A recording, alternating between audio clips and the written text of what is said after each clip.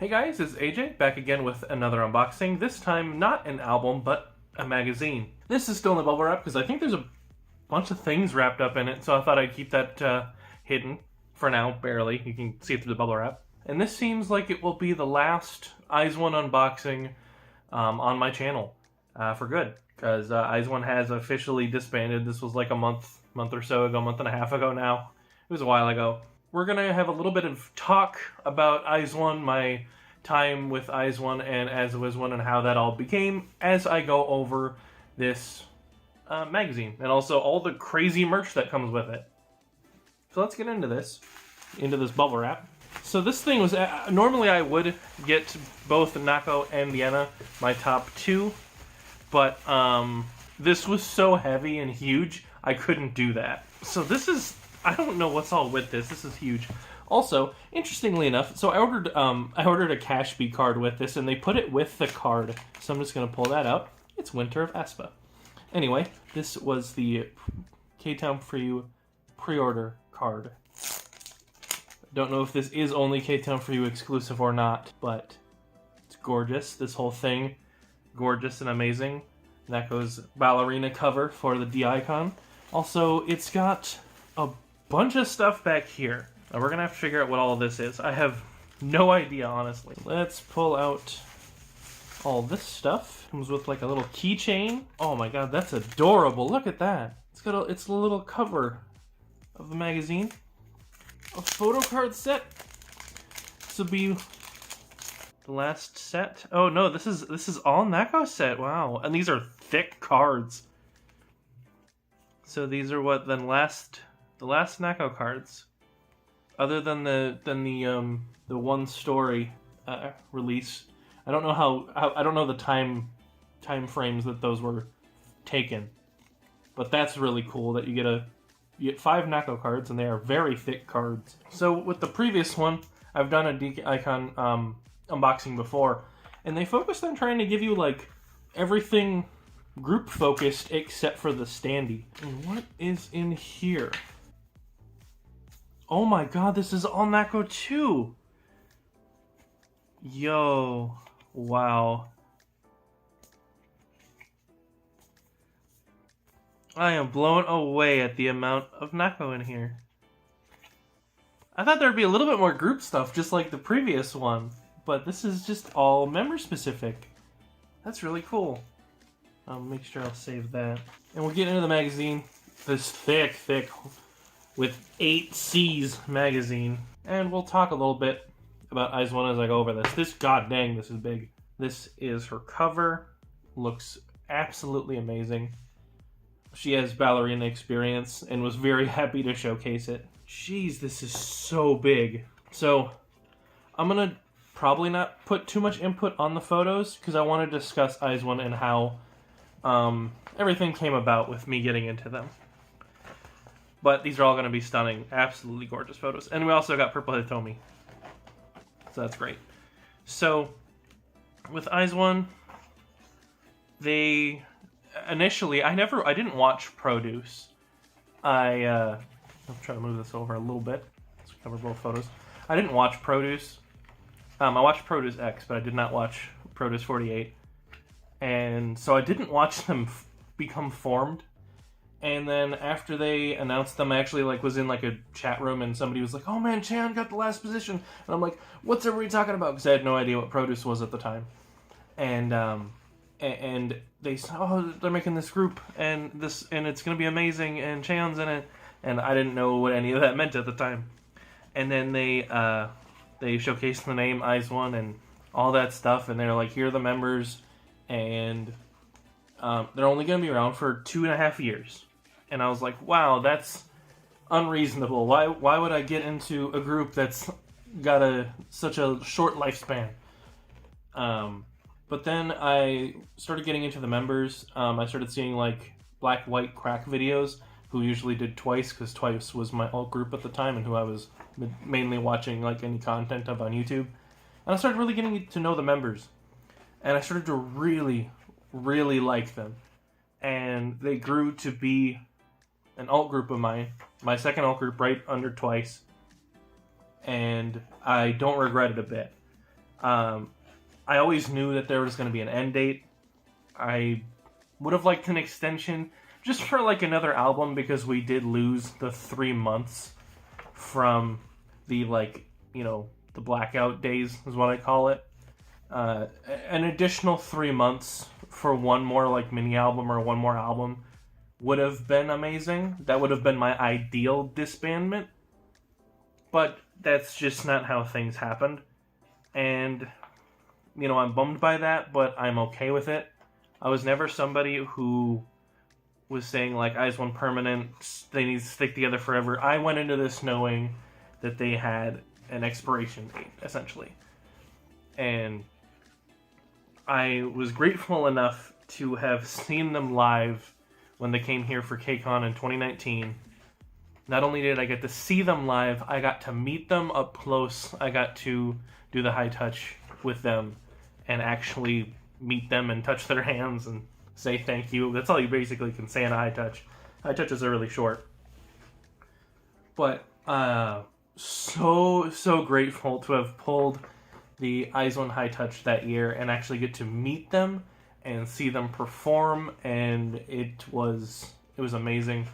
And if not for the pandemic, I'm sure that I would have definitely been seeing them again. I had definitely wanted to see them at KCON again, but that didn't happen. And I was absolutely, after seeing them live the first time, I was like, man, I should go and see, I should like get a passport and go to Korea for their final concert, which would have been, you know, this April or this May.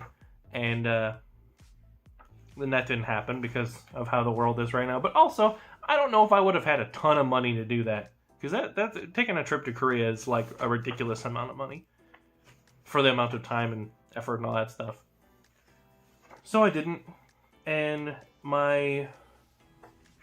so you know, the ending was not ideal for anyone.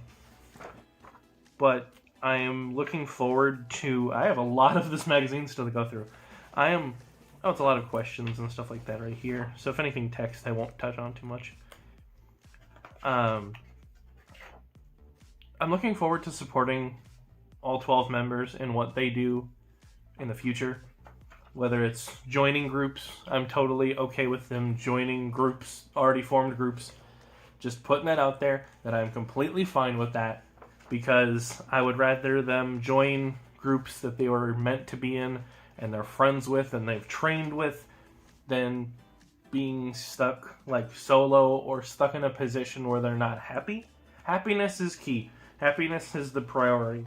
I want them all to be happy with what they're doing. And we already have Sakura, who's going to be going back to Korea essentially, probably soon after her graduation. The Starship new girl group is probably a distance away. We just had Gravity debut last year, so they'll probably do it either late this year or next year. So Starship is, you know, not probably going to re-debut them right away. And for a lot of the groups, a lot of the members, I mean, we don't have many ideas. But I'm very ready to support them in whatever they do. I didn't really think I didn't really think I was going to get into a project group as heavily as I did with them. And then I was watching Produce X, and I was super ready to be with X1 forever, and then that didn't happen. But at the time, because I've been with K-pop for quite a long time, but I wasn't into K-pop. I was just listening to it and enjoying groups and not really knowing who they were or their personalities or getting into anybody. Or it was just, I like Twice, and I like SHINee and stuff like that. And so getting into a group that's a project group is always going to be, different. Because you're going to have to, there's a date to look forward to. Not necessarily look forward to, there's a date to look at in the future that is the end date. Which is a bummer. And it was definitely rough to basically be like, right before my birthday, they're going to disband 2.5 years from now. Like, I thought about that, like, when I was getting into them. Like, when I bought my first album, when I bought Color Eyes, when I bought it from M-Wave, I was like, wow, this group is going to disband right before my birthday that year, and it's going to be the worst birthday present ever. So, I've always known that IZ*ONE was going to end. They did not end on my most pleasant of terms, but I'm very pleased that they're all super close and super loving of each other, and they're all following each other. They're all got Instagrams except for Minju. Minju has to turn hers back on. And they're all talking about one another and acting as if, basically, as if it never ended. And that's awesome, and I'm really happy about that. And I'm really happy that for at least, for the members, they're happy with still moving on with their futures. And hopefully we can be with them doing their own thing, all 12, for years and years to come. Hopefully, I just want them all to stay in the light in some way. Do music, do acting, do something in which I can support you in a manner that's easy, whether it's monetarily or viewing something. And I'll be there and I'll be supporting, and I'll be really happy to do so. So this is a huge, huge book. I want to say this might be a tad bit bigger than the other ones, but I'm not sure. I think this might be bigger though.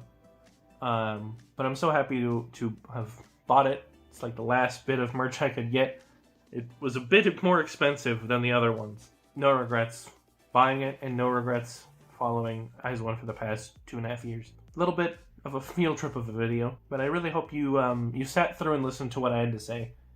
No, it's not often that I talk and get to speak my mind a little bit, because I try to make my videos as condensed as possible. And I don't know who would ever use this keychain. It's way too cute, and I know I'm going to ruin it or something. I'm going to take it out, though, because I want to see it. Oh, it ripped through the side. That's great. Who would ever want to use this? It's too pretty. It's too cute to want to, like, potentially ruin. Awesome. That'll be it for me. If you want more talking videos like this from me, let me know in the comments. I'll come up with something to talk about. But if you want to hear me actually talk about stuff more, let me know. And I will see you guys tomorrow, sometime soon, with another video. And thank you, IZ*ONE, for 2.5 years of amazing times and amazing bops. Great music.